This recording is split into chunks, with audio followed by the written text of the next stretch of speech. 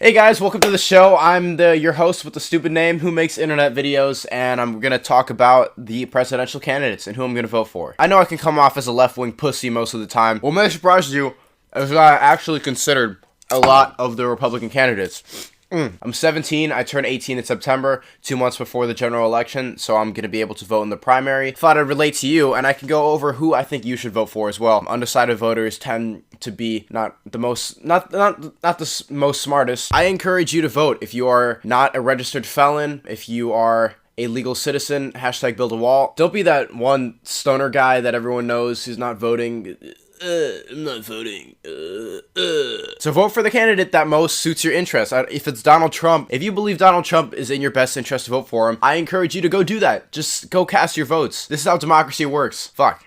Alright, whatever. Okay. So Hillary Clinton is someone that I passionately dislike. You could see her change accents when she goes around the country depending on where she is. If she goes down south, she has a little bit more of a drawl. I don't feel no ways tired. I come too far. When she goes to New York, she says coffee, and she speaks in quick, sharp sentences. Oh, I gotta go. I'm in Manhattan.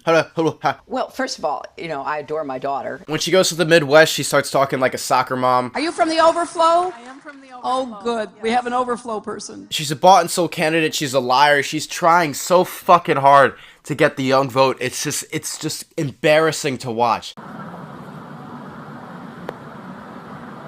I'm just chilling in Cedar Rapids. I have a deep hatred for her dabbing on Ellen and Whip Nene. Haha, kids, do you like how I can do the dances? How quaint. I'm doing the black people dance. I like the gays and the blacks because that's what they want me to do now. And she's still polling at 50%. It's unreal. It's unreal. She's backed by Goldman Sachs and Wall Street. When she's asked about any of these things, she just goes, the Lois Griffin clip that I put earlier. I represented New York, and I represented New York on 9/11 in downtown Manhattan, where Wall Street is. I did spend a whole lot of time and effort helping them rebuild. That was good for New York, it was good for the economy, and it was a way to rebuke the terrorists who had attacked our country. Mrs. Griffin, what are your plans for cleaning up our environment? 9/11. It's exactly the same thing. Just look at her soulless eyes. Is there a person in there? This is another lizard candidate. Because everyone who's under 35 is only voting for her because gays can get married and have all the same rights, but we still need rights. They really don't know anything about her. And I'm gonna tell you right now, I think at least like maybe 70% of her votes are purely because she doesn't have a penis down there. She's a woman, and people feel like last time we had a black guy, we kind of need a woman now to get that out of the way, and then we could have real presidents from now on. I stand by this 100%.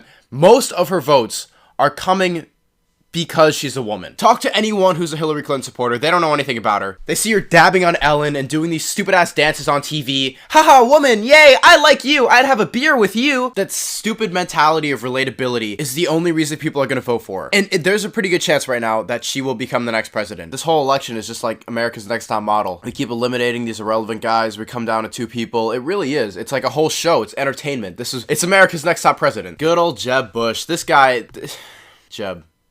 His name is Jeb. He was so ashamed of having the Bush name. He's running his campaign without his last name because he's so embarrassed of what his family's done. Put a little exclamation mark like Jeb. It looks like a comic book onomatopoeia to show that someone's getting punched in the face. Jeb.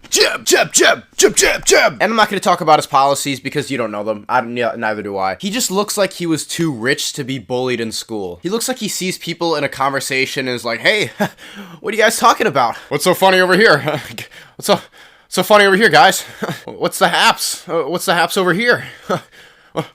What you talking about? He's the runt of the family. The dad doesn't care about him, and he's just trying to come up in the polls, but he's at 3%, and he's getting bullied by the cool kid, Donald J. Trump. Donald is the rich kid who hosts the graduation party at his house. He's the cool kid. He's the guy that gets the girl. He's the captain of the football team, and then Jeb is like the guy who had autism before autism was a thing. I think we can come to terms that Donald Trump is not going to become the president, and I'm not going to go on about how he's like, oh, he's so disgraceful. How could he say that? How could he do that? Why? I'm not going to complain about him because I think he's someone to look up to. No, I have nothing but admiration for him. Of course, he'd be an inexperienced idiot of a president. He's not going to win the election. He might get the nomination. I'm not denying that. But if he goes against Bernie Sanders or Hillary Clinton, there's no contest. He's not going to win. So the next guy is Ben Carson, and I actually considered voting for this guy. I will admit that when I saw the first debate. I was watching the first debate, and there was this random fucking doctor on stage, and I'd never heard of him, and most people haven't. Why is this black guy on stage? We already had a black guy last time. We don't need another black guy. He said some shit about slaves. I don't know what it is. He's like the epitome of crazy grandpa, and America won't elect him because we already had a medium black guy. We don't need a dark black guy. Like, that'll take a few decades before we get an actual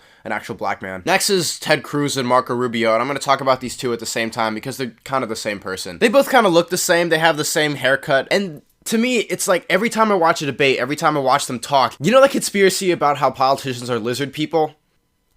That would be them. And then the most recent debate, it looks like there was a glitch in the Matrix. I was dicking around on my phone while I was watching the debate, so I wasn't really 100% paying attention. And then I heard Marco Rubio say the same thing 3 times. I looked at the debate and I thought that it had reset. I thought my internet had glitched. I'm not exaggerating here. I'll show you the video. He literally said the same exact thing 4 times in a row. With the same, like, inflections in his tone, the same hand gestures, the same randomness that came out of nowhere. Anyone knows that Barack Obama doesn't know what he's doing. He doesn't understand what he's doing. And it goes to show that, like, these two guys, they're exactly a carbon copy of every Republican candidate. They're just recycled candidates who say what you want to hear so that you can feel happy inside. And Ted Cruz is the same way. It's just like, oh, America used to be good, so let's be good again and not be bad because black president bad. And there's Chris Christie, but he's just the fat guy from New Jersey, you know, whatever. There's also iCarly. You don't really know about her.